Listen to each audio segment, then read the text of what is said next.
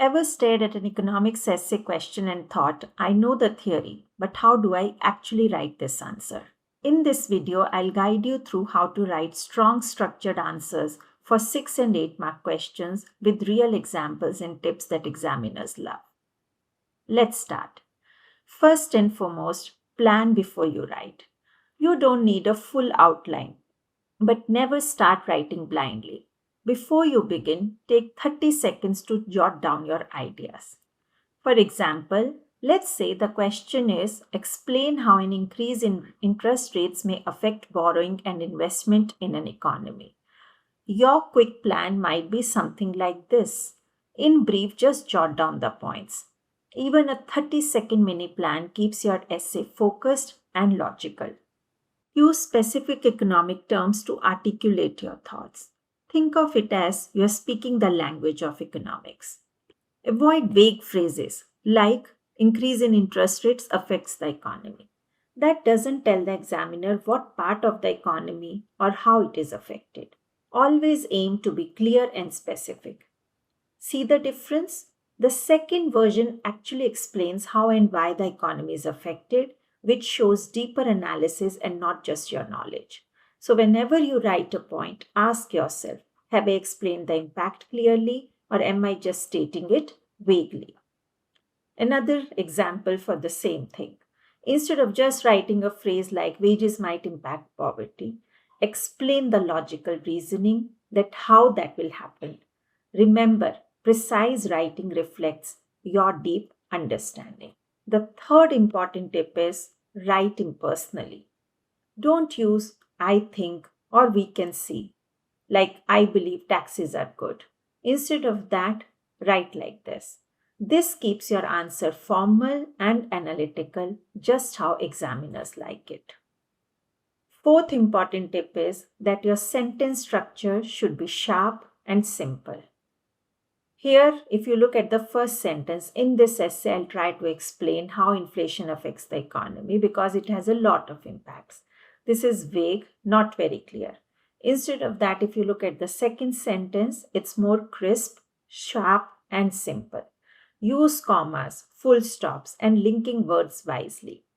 This makes the essay flow easy and it becomes easier for the examiner to understand what you are trying to say.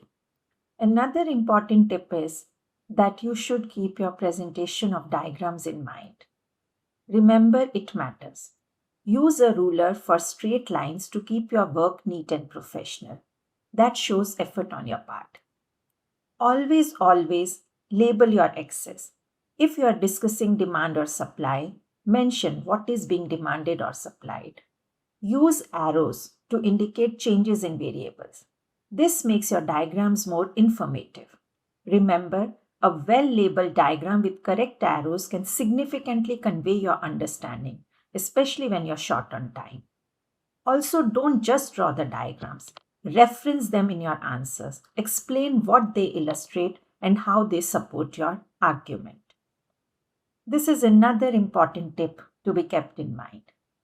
Be careful with absolute statements in economics. Let's look at this example. The introduction of a new environmental tax will lead to a decrease in carbon emissions. This sounds too certain, as if it is guaranteed. A better way to say it would be that the introduction of a new environmental tax may lead to a decrease in carbon emissions. Why? Because in real life, results can vary based on other factors like how the tax is enforced or how people respond to that. So instead of saying what will happen, talk about what could happen. This is another important tip. Feel free to pause the video and read it carefully. Economics isn't just about theory or diagrams. To score well, you need to connect it to the real world. Real life examples show that you can apply what you have learned. They also make your answers more interesting and convincing. Here is another key to writing better answers. Don't just make a point and move on. Always explain it clearly. In other words, support your argument with analysis. Use connectors like this is because, as a result, therefore. Let's say your answer is that increased government spending may boost demand. Don't stop there. Add the explanation. This is because it injects more income into the circular flow, leading to greater household spending. That one extra sentence shows the economic reasoning behind your point, and that's exactly what examiners want to see. So remember, every argument needs a clear explanation, and that is your analysis. Now let's talk about the secret to scoring full marks on 8-mark questions, and that is evaluation. You can't just list 2 good points and stop. You need to go further. You need to show depth in your answer. That means considering other factors or using phrases like however, it depends on, or in the short run to show balance. For example, instead of simply saying lower interest rates increase consumer spending, you could also say that although lower interest rates increase spending, their effect depends on consumer confidence and inflation expectations. This one sentence shows analysis, application, and evaluation. It tells the examiner that this student understands the bigger picture. So always ask yourself, what could limit this effect? What might change the outcome? That is how you turn a good answer into a great one. Now, before we move on to the last step, let's understand what the examiners are looking for. What does Cambridge look for in your answers? There are 4 key things. First is knowledge and understanding.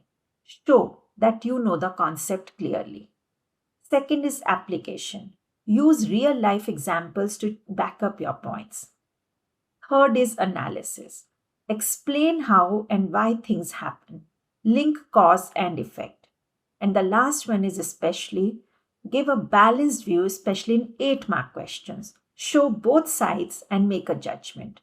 These 4 elements help you write strong, high-scoring answers. Keep them in mind every time you write. If we want to write clear, strong answers for 6 and 8-mark questions, this is the last step which you can keep in mind. Here you can use the PEEL method, P-E-E-L. It helps you build one solid paragraph for each key point. Start by clearly stating your main idea. Directly answer the question. Here then, in explain, use economic theory to explain your point. Why does it make sense? In this example, add a real-world example or a diagram if needed. This shows application. The last one is link or evaluate. In 8-mark questions, go further. Link it back to the question or show both sides of the argument. Use one PEEL paragraph per point. This keeps your answer clear and well structured. Remember, you are not writing a full essay in one go, just one strong paragraph at a time. Let's try the PEEL method with a real exam style question. Discuss whether tariffs are effective in protecting domestic industries. Now I will walk you through just one paragraph that uses the PEEL structure. Tariffs raise the price of imported goods, making domestic products more competitive. This can increase demand for locally made goods and support domestic employment. For example, India imposed tariffs on Chinese toys to protect its local toy manufacturers. However, this may lead to higher prices for consumers and retaliation from trading partners. Pause here if you would like to read the paragraph again. This is one full point written using the PEEL method. It has a clear point, an explanation using theory, a real-world example, and a balanced evaluation at the end. But remember, if it's an 8-mark question, you will need at least 2 well-developed points like this and a conclusion that weighs both sides. If you want to see a complete model answer with multiple paragraphs and a balanced conclusion, I have created a free downloadable worksheet for you. Just click the link in the description and you will get the full answer and space to practice writing your own using the same structure. Now that you have seen the 10 tips, let's put them into practice with these 2 real past paper questions. Here is how you can structure a full mark answer for a 6-mark question like this one. Explain 2 reasons why the government may want to reduce inflation. Now, first reason you can give is high inflation reduces purchasing power. When prices rise but incomes stay the same, people can buy less with the same amount of money. Explanation: this directly affects the cost of living. It also discourages saving because the real value of money falls over time. Imagine prices rise by 10%, but wages stay the same. Families feel poorer even though their income hasn't changed. The second reason you can give is inflation creates uncertainty for investment or for businesses.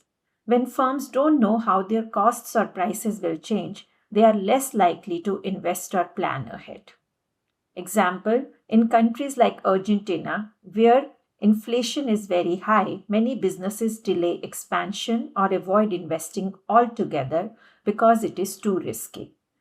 This answer clearly shows knowledge, application, and analysis, which is exactly what examiners are looking for in a 6-mark question. Now let's look at how to structure an 8-mark discuss question like this one. Discuss whether an increase in wages will always lead to a higher standard of living. Start with the clear point. Higher wages usually mean people have more disposable income, more money to spend on goods and services. Also explain the effect. This extra spending can improve quality of life, helping people afford better housing, healthcare, or education.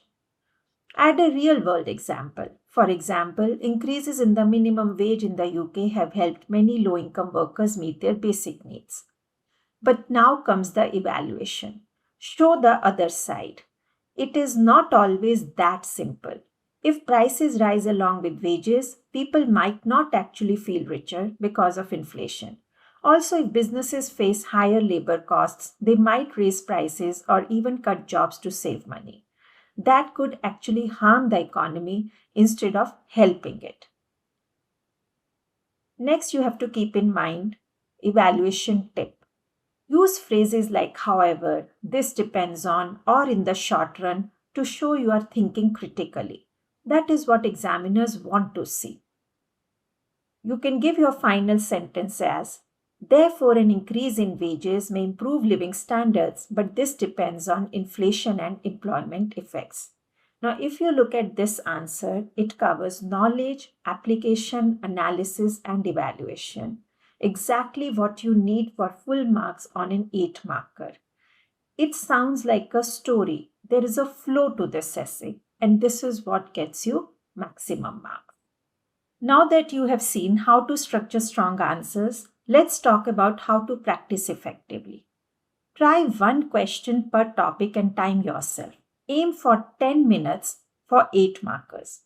Use past mark schemes to compare your structure and phrasing. And don't forget to use economic terms like inflation, taxes, minimum wage, etc. They show precision in your answers. And before we wrap up, here are some bonus tips to really stand out. Be prepared. Revise regularly, not just before exams. Think like an economist. Ask, what are the costs and benefits? Base your evaluation on solid analysis, not just opinion. And always try to include real-world examples to strengthen your points. I have just used a few sample questions from past papers in this video, but remember, the strategies you have learned can be applied to many more. It is not just about what you know, it's about how you present your ideas clearly, confidently, and with structure. I wish you good luck. If you found this video helpful, don't forget to hit like and subscribe. It really helps me reach more students like you. And if you want help practicing past paper questions or structuring your essays, just send me a DM. I would love to support you. Also, check out my blog section at this link for more tips, model answers, and exam strategies. Thanks again for watching, and I'll see you in the next video.